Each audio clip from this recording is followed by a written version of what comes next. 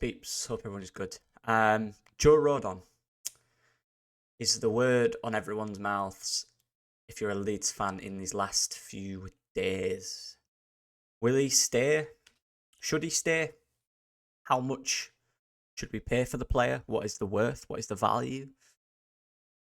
A lot of questions. I'm going to give my thoughts on it. Had a good think. Come to my decisions. So let's get into it. Obviously, we've got the basic profile of, if anyone, for whatever reason, that doesn't know Joe Rodon is. Right centre back, 26 years old.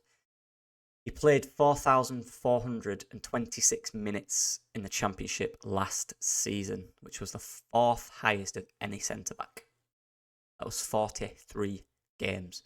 Obviously, he missed the red card and then didn't get in the team the game after. And there's another one in there, but that's literally it.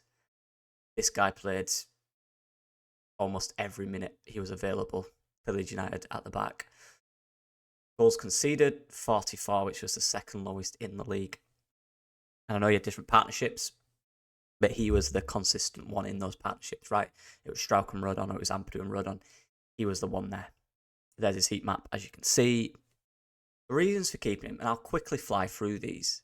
These are just some of the stuff we've seen all season. We know, I'll fit me head here. Defensive duels, like these are ridiculous, by the way. 80%. It's the first ranked in the Championship. And let me clarify, this is between players that have got over 2,000 minutes, because behind that, you're playing less than 30 odd games. And I want people that have played majority of the season, the first team starter, constant, you know what I mean? Like, that's ridiculous, by the way. 80 is the rank, is the highest in the Championship. The next one's like 78. Aerial duels, he goes down a bit. Rank 24, not the greatest in the air, does get beaten in the air often. He is quite tall, but he's not the biggest physical presence in terms of height and stuff like that. Fouls per 90. Rank 9th, doesn't give a lot of fouls away. Again, good judger of tackling, timing of tackle, all that stuff. Accurate passes, 92%, which was 5th in centre-backs in the Championship. Over 65 passes per 90, which is 7th. Accurate forward passes. This is where you get to the progression side of it, which is also important for a centre-back. He had 82%, which is 13th. He does take risky passes. Obviously, we know that. There's times he drives into midfield and tries to make a risky pass and it doesn't work. He still attempts those things. Final third passes, 78%, rank 5th. Accurate progressive passive, 77% success, rank 5th. But a decent forward and progressive passer. Consistent passer. A decent passer. Not great in the air, but excellent in ground duels. In fact, I looked at the top 5 leagues in Europe and how much they compare. He'd be top in terms of the players who've played those minutes. So, those are just some basic things. And the next thing is probably the most important thing about Joe Rodon and what he is in Leeds United. It's this partnership. This partnership right here. Continuity is probably the biggest thing in terms of building on something that was successful to reach that next goal of success, that next level, right? Maintaining what you have and building on it is massive, obviously. Keeping a group together that has been through what they went through, been through the failures, but also seen so much success that current season as well, is huge. Continuity, partnerships is huge in that. Having a defensive partnership, central defensive partnership, is massive. I'll tell you about my experience at uni. So we had, obviously the way uni works, players leave, obviously they leave university. We had an excellent defensive partnership the year before last, which just learned and grew together and knew each other. They knew how each other played. Probably not the two best individuals. I think that's fair to say. They both had clear strengths. They both had clear weaknesses. But together, they knew exactly what they did. They knew exactly what the other would do. So if one did dive into a tackle, the other one would recover. One went somewhere, the guy knew where he needed to be. One went up for a header, he knew where positionally he should be after it. It was so important, almost to the point where the communication wasn't even needed so much because they knew it was instinctive. And then we lost 2 of them. And then the year after, we spent literally most of the season trying to replace that partnership, and it never worked. It was always changing about, and the connections and the rotations between the centre backs and the understanding wasn't there. And that's what I think affected us, as well as losing some other good players in other areas. But as a defensive partnership, it is so important that you know each other, know exactly the situation. And this is the same with Strauch, because before Ampadu came into that defensive partnership, Rodon and Strauch was also very good in that position. They learnt and developed together.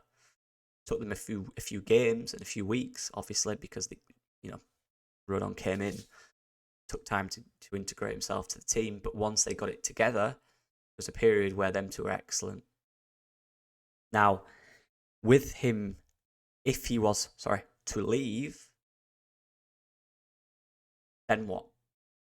Because you're now looking at a situation where obviously Pascal stays, which I think he will, comes back in at left centre back. You are back where you were. Ampadu will be in midfield, right? And even if Ampadu is a left side centre back, I doubt he'll play right side centre back. And Farke likes a left and a right sided, even if you guys think you don't need to. Farke likes that, so we're talking about his system. Now, you're back where you are.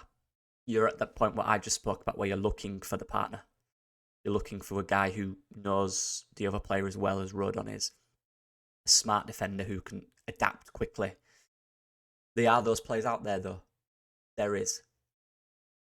There will be, is my point. There will be. Of course there will be. Rodon's not the only player, centre-back in the world that we could get that's affordable, who can fit into the Championship and build a really good partnership with Pascal Strauch. He isn't. Could that be Charlie Creswell? He's at the club. Will he play him? He doesn't, then we have to find someone, right? Or regardless of Rodon going, I still think we have to find someone anyway, so we have more than one of a centre-back at the club. The continuity, my point is, you can look for that person, but it's so risky in the sense that you actually don't know fully how good that person will be with Pascal Strauch. You just don't know. You can do all the watching, all the metric stuff. You can do everything you need, all the scouting, all the reports. But until they're together playing, you don't actually know. With Rodon, you know. And what is that worth to us in terms of going up? That's what I'd say. It's the value. What is that worth to the club? What are they willing to give the player? Of course, look, the player will, if a Premier League team comes in for him and they're offering him starting players, he'll go.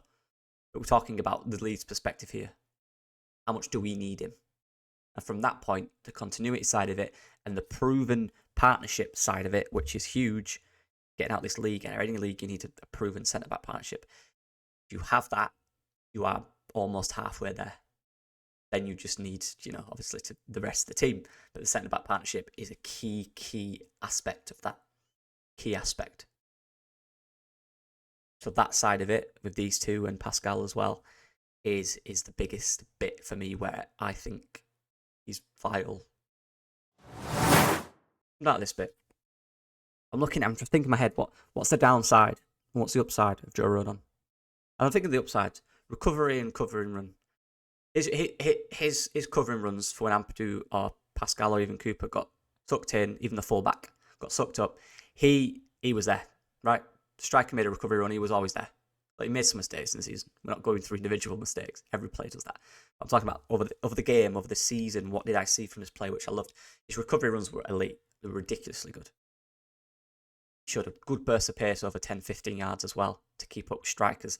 So effective in that sense. So we need someone who has that. That is key. Basic defensive principles, like any ground jewels, he was excellent. His timing was excellent. His reading of the game was excellent. Very good. Passion and motivation as well. He had that. Let's be honest, he had that a lot. Maybe too much at times. But we like that. The players like that. The team needs that. Okay? Consistency and reliability. Played almost every game. Made one silly mistake for the red card. Had that. Experience. Got that. There's no downside other than the value. How much are they paying? It's more than, and this is down to the club. How much are you willing to pay? I think, I'll tell you anyway. I don't know finances, and I don't really care. Players there, that's down to them. I'm not part of the club. I don't understand how much they'll pay for. I don't know. I would think it'd be silly to go over around 12 million. Genuinely do. But then you're paying for what you need. If you think he is the one and he is the best out there, then you will pay that. If it's getting to the point where that money can affect 2 other free signings coming into the club, you don't pay that. And this is my point. The club know this. They're smarter than I am. Right? This is literally their job. They're very experienced doing it. They won't pay over the value. So if they pay 15 million for Joe Rodon, that's the value they're selling him. And they know that won't affect their other business. But it don't really bother me. If we pay a certain amount for him, fine, good. We're paying for what we need. And if he's the best out there, and they think that, they've analysed all these other players in other clubs, but they genuinely think Rodon is the best out there and the biggest key to our success next season, they'll pay it. If it's a ridiculous amount of money, of course you're going to go, oh, really? And then if we get promoted at the end of the season, it worked, it did. If it doesn't, it doesn't. Those go up. That's the way it is. I'm not part of the club. That's not my role. I'm not going to get sacked for that. So the decision's the decision. What would I do? What would I do? So the player has everything. He does. He's everything you need at this level, including the fact he played here last season. Right? And you can build even more on that partnership with Pascal Struijk and Rodon that was good at the start of the season. A good period at the start of the season. You're building on that continuity. You're keeping the same side, the same defence. That is so important. Can't stress. There is other options out there. There is. And they could be better in certain areas than Joe Rodon. Be better aerially in the air, whatever. They could be slightly better in the ball in terms of that kind of style of pass, that quick whip pass through the midfield into a striker. A bit more physically dominant. That don't mean they'll work as well as he did. He worked, and that's a proof. He's one of our best players. He just was. What would you guys do? Please let me know. Please just comment. What do you think? And when you talk about value, again, just consider, look, at the end of the day, the club are not going to go, right, we'll sign Rodon for 15, but that means we can't get a striker and a 10, for example. It's just an example, by the way. They're not going to do that. They're not silly. They'll have a value, and they won't pay it if it's over the value. They won't. It's just the way it's what they're good. They're good at what they do. They're good at their job. About the player, do you think there's better out there? Genuinely, if you think there is, good. Tell me why. I want to know. I think you can find players that can be as effective. My worry is, will they be? Because he was excellent. The partnership was excellent. The goals we conceded were little. The blocks at the edge of the box, the passion, the heading out of the box, every other little side of it was brilliant for Joe Rodon.